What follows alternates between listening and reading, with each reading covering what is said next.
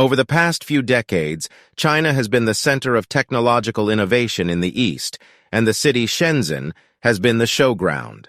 It all started like a child's play. And now, very soon, the Western world would no longer be able to brag about Silicon Valley. Let's take a short quiz.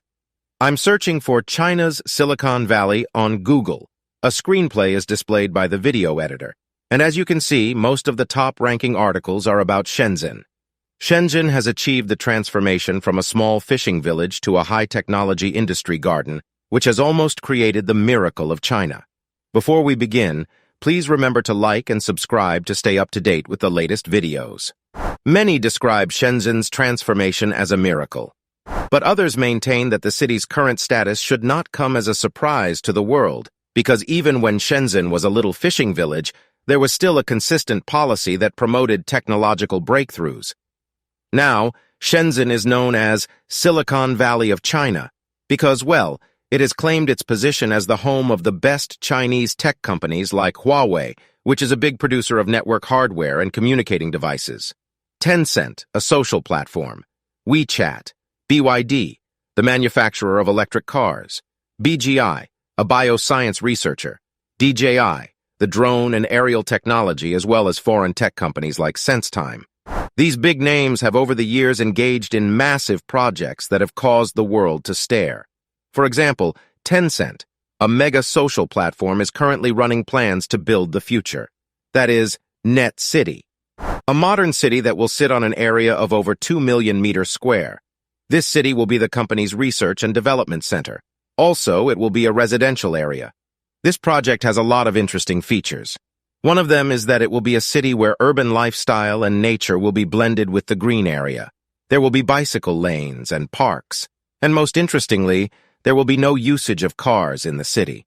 People will only be connected by public transport. This is one among the many interesting innovations that have sprung up from Shenzhen, features that beat Silicon Valley without fail. Now, all eyes are on Shenzhen, a city of technology of the East that has risen to become one of the global innovation centers, making made-in-China products proud. All these have made Shenzhen a popular choice for startups. In China, Shenzhen has overtaken Hong Kong and Taiwan to become the most innovative city. This is according to a survey conducted by the Chinese University, Hong Kong Baptist University, and some other Hong Kong universities. More so, it has overtaken international centers as well.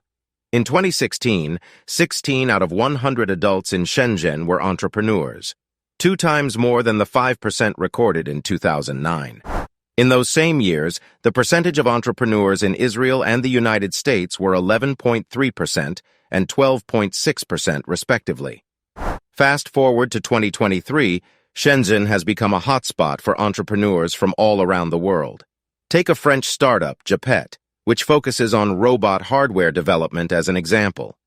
One of the founders, Anthony Noel, said, "The reason why the company chose Shenzhen to start their business is that Shenzhen has the highest production efficiency in the world with relatively low cost.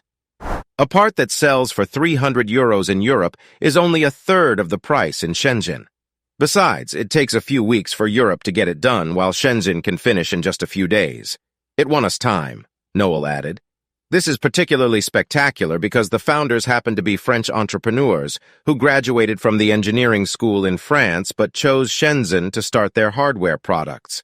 The high rush of startups to Shenzhen is also due to the government's support.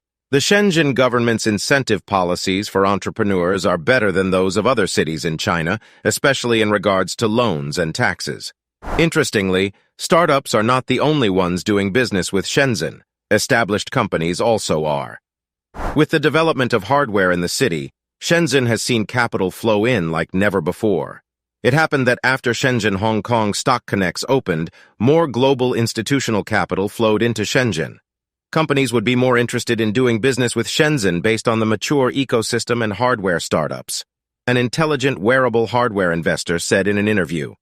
Many other analysts also think that Shenzhen has gained more importance with its readiness in both software and hardware.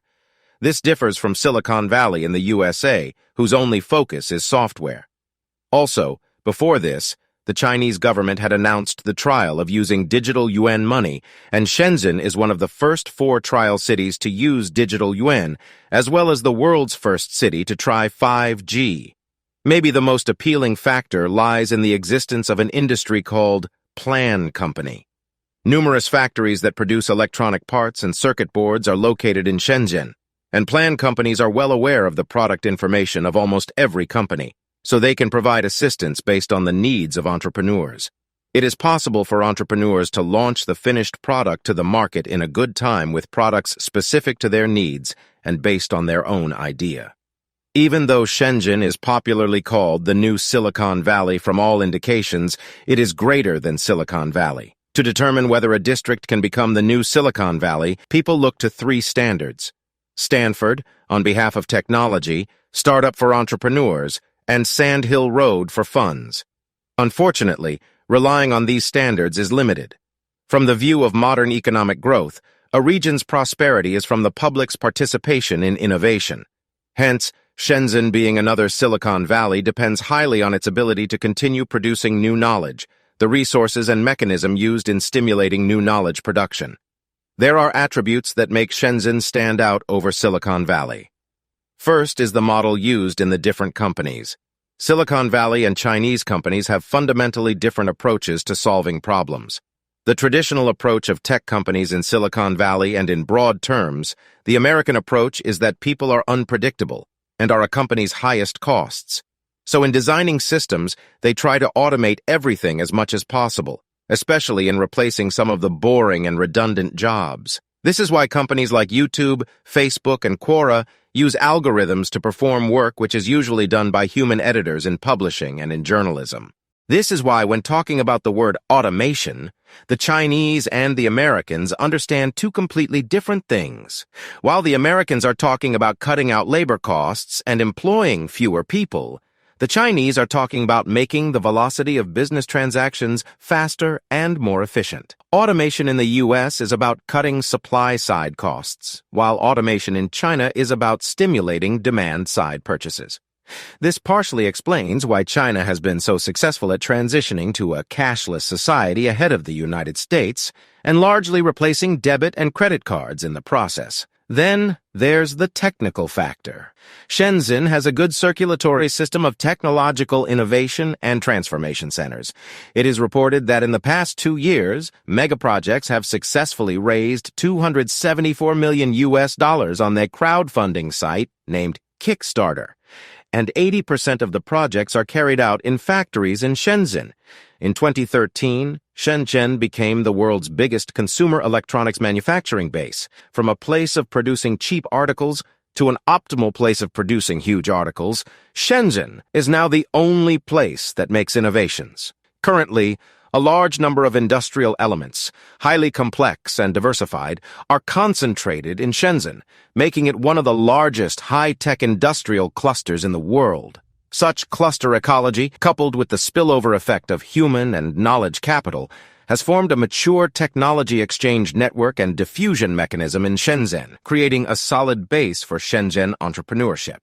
The economic effect of the U.S. Silicon Valley approach is that eventually the U.S. will only have a very small and shrinking pool of consumers, which is exactly what is happening now. Also, there are a number of factors that date Shenzhen apart from other technology hubs in its region. Let's consider the culture in Shenzhen. Shenzhen's culture respects independent entrepreneurship and advocates personal efforts. In Shenzhen, people's social status is determined by technological level and economic achievement instead of social relationships and family prestige. While a young man in Beijing would fight for opportunities of entering central state-owned enterprises, and a young man in Shanghai would fight for foreign-funded enterprises, a youth in Shenzhen will look up to entrepreneurs who strive to innovate, take risks, and obtain full returns. In Shenzhen, companies tend to encourage and tolerate employees' inventions and entrepreneurship, even willing to invest in startup companies established by employees. Such examples can easily be found in companies like Tencent and Huawei. It is this culture that provides Shenzhen with an ever-growing entrepreneurial soil that helps cultivate its innovative power. Silicon Valley has no doubt been a role model for the East. Shenzhen only took it a step higher with the innovations. This has well proven that when the West collides with anything, It takes off in success. That's it. Don't forget to give this video a thumbs up. Also, please subscribe to this channel. See you in the comments.